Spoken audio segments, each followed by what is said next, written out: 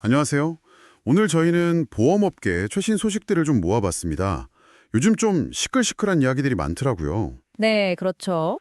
자동차 보험 시장이 왜 이렇게 어렵다 하는지부터 우리 실생활과 밀접한 국민연금 변화, 또 MZ 세대들이 요즘 꽂힌다는 보험까지 좀 다양하게 준비해봤습니다. 네, 오늘 살펴볼 내용들이 아마 여러분의 일상이나 또 재정 계획에도 직접적인 연관이 있을 수 있는 그런 이야기들입니다. 복잡하게 느껴질 수 있는 보험 뉴스들, 오늘 저희가 그 속사정까지 좀 알기 쉽게 한번 파헤쳐보겠습니다. 바로 시작해볼까요? 좋습니다.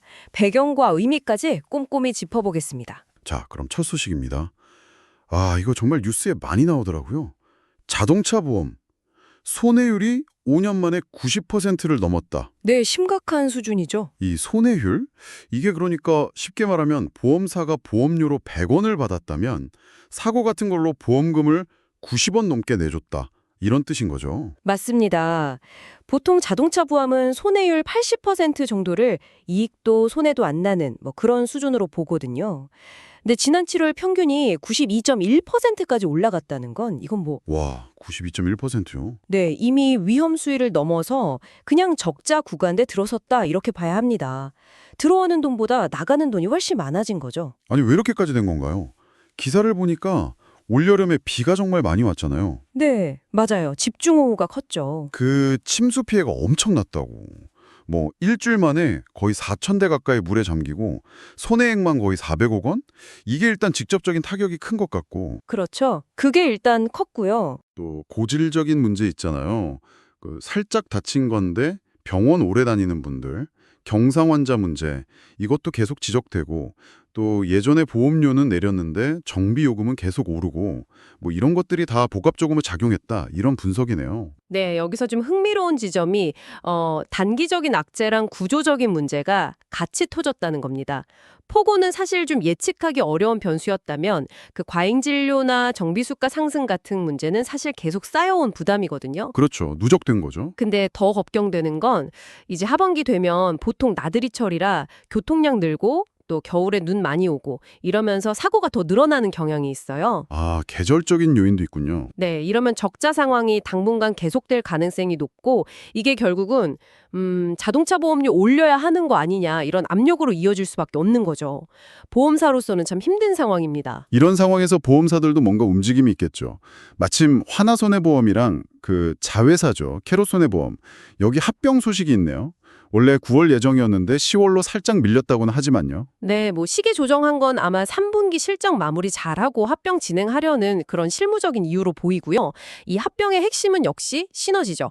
하나손보는 캐롯손보의 강점, 특히 그 탑만큼 내는 퍼마일 자동차 보험 있잖아요. 네네, 들어봤어요. 그 기술력이랑 고객 기반을 가져와서 디지털 쪽을 강화하려는 거고 반대로 캐롯손보는 이제 모회사의 지원으로 재무 안정성을 좀 확보하려는 그런 목적이 있습니다. 합치면 자동차 보험 시장에서 점유율 10%를 목표로 한다는데 뭔가 좀 큰 그림을 그리는 것 같네요. 근데 그 캐롯손보가 그동안 적자가 꽤 많았다고 들었는데 이 부분은 좀 괜찮을까요? 실질가 숙제죠. 그냥 합친다고 다 되는 건 아니니까요. 실질적인 시너지를 내고 수익성을 개선해야 하는 그런 과제가 남은 거죠. 네. 근데 이건 단순히 한 회사의 문제라기보다는 보험업계 전체가 지금 디지털 전환 서두르고 또 덩치를 키워서 살아남으려는 큰 흐름 속에서 봐야 합니다. 앞으로 이런 합병이나 제휴가 더 나올 수도 있겠죠? 그런데요, 시장 상황 보면 좀 고개가 갸웃거려지는 부분도 있어요.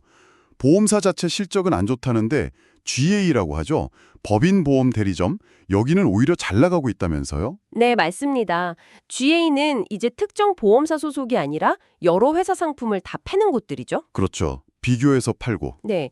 정말 엇갈린 성적표인데요. 올해 상반기에 주요 상장 보험사들 순이익이 작년보다 거의 20% 가까이 줄었거든요.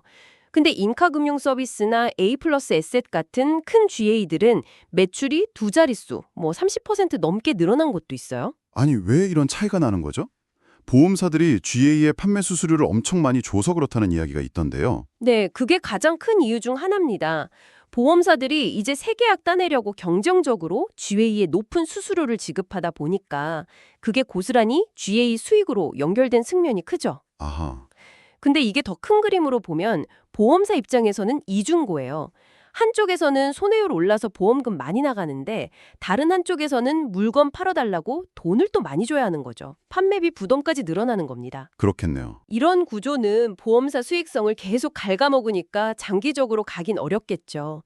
그래서 아마 보험사들이 GA 수수료 정책을 좀 손보거나 아니면 자체 판매 채널을 더 키우거나 하는 다른 전략을 고민하게 될 가능성이 높습니다. 이 판매 채널 전략이 앞으로 보험사들의 명운을 가를 수도 있어요. 자, 이번에는 시장 이야기에서 잠시 벗어나서요. 우리 생활에 좀 더 직접적인 영향을 주는 정책 변화 소식을 한번 보죠. 국민연금이랑 기초연금 제도가 일부 바뀐다면서요. 확정이 돼서 곧 시행된다고 하던데요. 네, 몇 가지 좀 중요한 변화가 있습니다. 우선 가장 눈에 띄는 건 국민연금을 받으면서 일을 하시는 분들이 있잖아요. 네, 있죠. 현재는 월 소득이 한 308만 원 정도, 이 기준을 넘으면 연금이 최대 절반까지 깎이거든요. 근데 이 소득 기준을 월 508만 원으로 아주 크게 올리기로 했습니다. 와, 508만 원이요? 거의 200만 원을 올리는 거네요. 그럼 연금 깎이는 분들이 확 줄겠는데요? 그렇습니다. 이 조치로 대략 한 9만 명 정도가 월 최대 9만 원까지 연금을 더 받게 될 걸로 보고 있어요. 그동안 아니 일해서 돈 좀 벌면 연금을 깎냐 이런 불만이 사실 꽤 많았거든요. 네, 그럴 수 있죠. 이걸 좀 완화해서 어르신들이 좀 더 일할 의욕도 갖고 소득도 보장받도록 하려는 그런 취지입니다. 청년들을 위한 지원도 새로 생겼다고 들었어요. 네, 이것도 주목할 만한데요. 2027년부터는 만 18세가 되는 모든 청년에게 정부가 첫 3개월치 국민연금 보험료를 대신 내주는 제도가 생깁니다. 오, 첫 3개월치를요. 네, 한 45만 명 정도가 혜택을 볼 걸로 예상되는데요. 청년들이 좀 더 일찍 연금제도 안으로 들어오게 유도하고 또 혹시라도 불의의 사고나 병을 얻었을 때 유족연금이나 장애연금을 받을 수 있는 최소한의 안전망을 좀 미리 확보해 주려는 그런 목적이 있습니다. 그 외에도 기초연금 부부가 같이 받을 때 깎는 비율을 좀 줄여나가고 군복무나 출산했을 때 가입기간 더 쳐주는 크레딧 제도도 확대된다고 하니 전반적으로 혜택을 좀 늘리는 방향인 것 같네요. 네, 맞습니다. 이번 개편은 연금 제도의 어떤 사각지대를 좀 줄이고 또 합리성을 높이려는 노력으로 볼 수 있습니다. 특히 청년층의 조기 가입 지원은 길게 보면 연금 재정 안정에도 좀 긍정적인 영향을 줄 수 있고요. 그렇군요. 다만 여기서 이제 중요한 질문이 생기죠. 이런 혜택 확대가 과연 미래 세대한테 너무 큰 부담을 주는 건 아닌지, 또 장기적으로 재정이 버텨줄 수 있을지, 이런 부분에 대한 깊은 고민과 사회적인 논의는 계속 필요합니다. 단기적인 혜택만큼 장기적인 책임도 생각해야 하니까요. 네, 그 부분은 정말 중요한 지적이십니다. 자, 건강보험 쪽에서도 우리가 좀 알아둬야 할 이슈가 있습니다. 본인 부담 상한제라고 있죠. 1년 동안 낸 병원비가 자기 소득 수준에 따라 정해진 한도를 넘으면 건강보험공단에서 그 넘어선 금액을 돌려주는 제도요. 네, 그렇죠. 의료비 부담을 덜어주는 좋은 제도죠. 근데 이 공단에서 돌려주는 환급금이랑 우리가 따로 가입한 실손의료보험금 지급 문제, 이게 계속 논란이 되고 있다고요? 네, 핵심 쟁점은 이겁니다. 공단에서 환급금을 돌려주면 민간보험사들이 이건 가입자가 최종적으로 낸 돈이 아니네?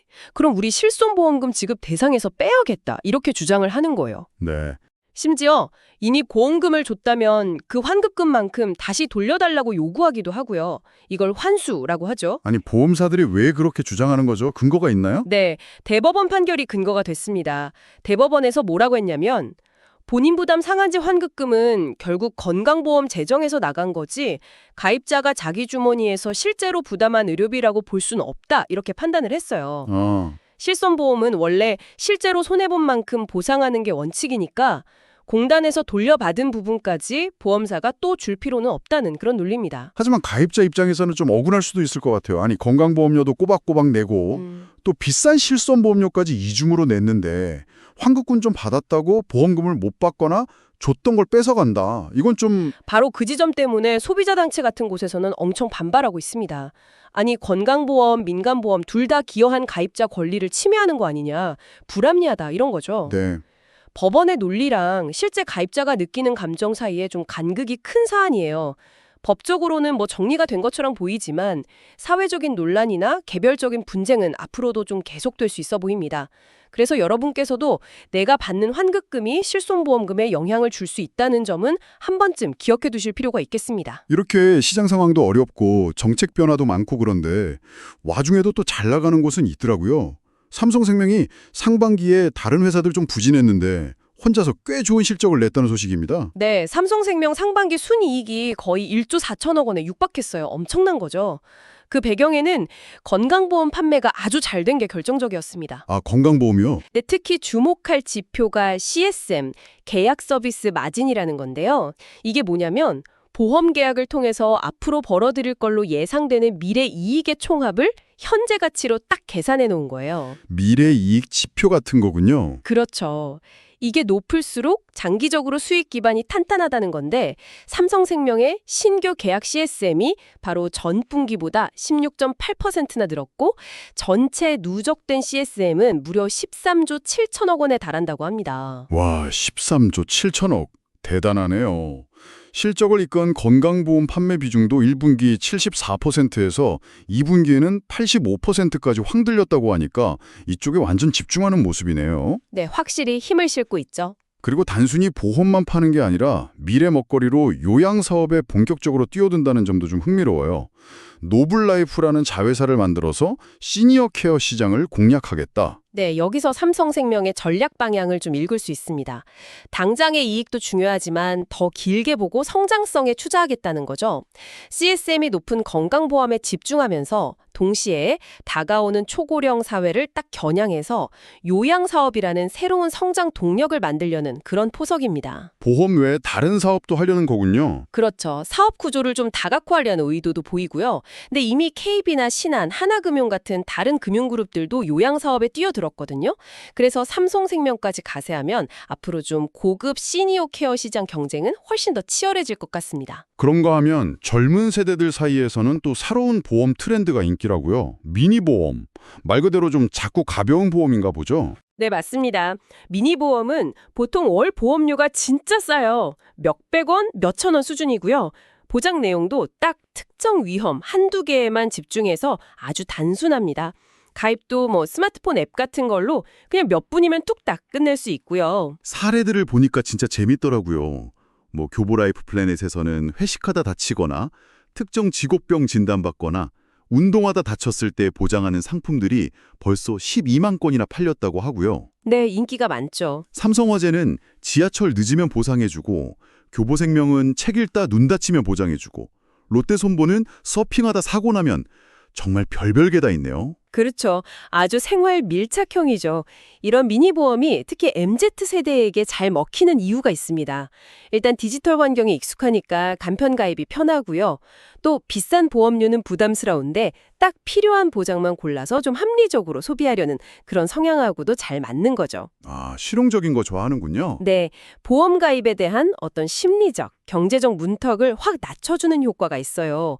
근데도 흥미로운 건 이렇게 미니보험으로 보험을 처음 경험한 젊은 세대가 나중에는 좀 더 보장이 큰 종합보험으로 넘어가는 마중물 역할도 한다는 분석이 있습니다. 그러니까 보험사 입장에서는 당장 큰 돈 벌려는 것보다는 미래 고객을 미리 확보하고 보험에 대한 긍정적인 경험을 주려는 좀 장기적인 전략이네요. 정확합니다. 디지털 플랫폼을 활용한 상품 개발이나 마케팅이 얼마나 중요해졌는지를 보여주는 사례이기도 하고요.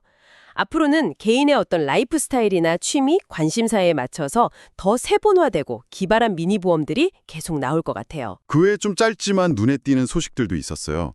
치과 쪽에서는 보험 청구하는 걸 그냥 진료 끝나고 하는 잡무로 볼 게 아니라 진단부터 치료 계획, 기록, 청구까지 하나의 시스템으로 잘 관리하는 교육이 중요해지고 있다. 이런 이야기. 네, 좀 더 쉽게 말하면 치과 보험 처리 그냥 대충 하지 말고 좀 체계적으로 해서 빠뜨리는 거 없이 제대로 하자. 이런 움직임이죠. 그렇죠. 진료 효율성도 높이고 병원 경영에도 도움이 되려는 그런 시도 같고요. 네, 맞습니다. 또 보험사들이 사회공헌 활동도 꾸준히 하고 있더라고요. 신한라이프는 어린이 영화제 후원하고 삼성화재는 대학생들 국제 보험경진대회 나가는 거 지원하고 DB손해보험은 산불 피해 지역 가서 임직원들이 직접 봉사활동하고 이런 소식들도 있었습니다. 네, 꾸준히 이어지고 있죠. 자, 오늘 이렇게 보험업계의 여러 변화와 흐름들을 쭉 짚어봤는데요. 마지막으로 이 모든 변화 속에서도 좀 변치 않는 가치가 뭘까 생각하게 하는 메시지가 있어서 하나 소개해드리려고 합니다. 구본욱 KB손해보험 사장님이 쓰신 칼럼 내용인데요. 기술이 아무리 발전하고 시장이 급변해도 결국 조직을 계속 가게 만드는 핵심은 사람이다. 이런 내용입니다. 네, 그 칼럼을 보면 진짜 핵심 인재라는 건 단순히 실적만 좋은 사람이 아니라 동료나 고객에게 신뢰를 주고 또 건강한 조직 문화를 만들고 위기 상황에서도 흔들리지 않고 잘 대처하는 그런 역량을 갖춘 사람이라고 이야기합니다. 실적만이 아니군요. 그렇죠. 그리고 직원들이 회사에 계속 머물면서 기여하고 싶게 만드는 건 높은 연봉이나 복지 뭐 이런 것만이 아니라 같이 일하는 좋은 동료들, 또 리더의 명확한 비전과 철학, 그리고 서로 존중하고 지지해주는 그런 조직 문화에서 나온다고 강조하고 있어요. 특히 보험 산업은 신뢰가 정말 중요하잖아요. 그래서 이 사람 중심의 메시지가 더 와닿는 것 같습니다. 뭐 디지털 전환이다, AI 도입이다 하지만 결국 그 기술을 쓰고 고객하고 관계를 맺는 건 사람이니까요. 그렇습니다. 내부 구성원들끼리 신뢰가 깨진 조직이 어떻게 고객에게 신뢰를 줄 수 있겠어요? 변화가 빠르고 예측하기 어려운 시대일수록 화려한 전략이나 신기술 못지않게, 아니 어쩌면 그보다 더 중요하게 조직 내부의 건강함, 그리고 사람에 대한 투자가 중요해진다는 걸 다시 한번 생각하게 합니다. 결국 모든 건 사람이 하는 일이니까요. 네, 오늘 보험업계를 둘러싼 여러 이슈들 정말 깊이 있게 살펴봤습니다.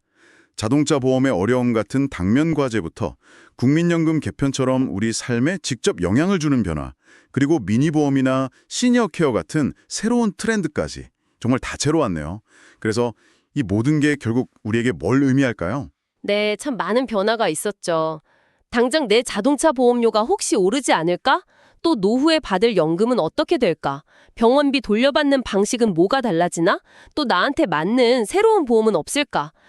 오늘 저희가 나눈 이야기들이 여러분께서 이런 복잡한 금융 환경 속에서 좀 현명한 판단을 내리시는데 조금이나마 도움이 되었기를 바랍니다. 세상은 계속 변할 거고요. 정보는 계속 쏟아질 겁니다. 중요한 건 이런 변화의 흐름을 놓치지 않고 계속 관심을 가지면서 그 속에서 나에게 정말 필요한 정보가 뭔지 잘 판단하고 주체적으로 선택하는 그런 자세일 겁니다. 마지막으로 오늘 이야기를 마무리하면서 여러분께 이런 질문 하나 던져보고 싶습니다. 오늘 살펴봤듯이 보험 산업은 정말 빠르게 변하고 있습니다. 앞으로 자동화나 인공지능, AI가 더 많은 역할을 하게 될 텐데요.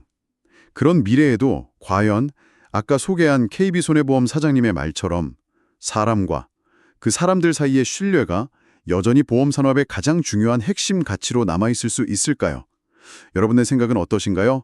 한 번쯤 생각해 보시면 좋겠습니다. 네, 의미 있는 질문이네요. 저희는 다음 시간에 더 흥미로운 분석으로 다시 돌아오겠습니다. 오늘 함께해 주셔서 감사합니다.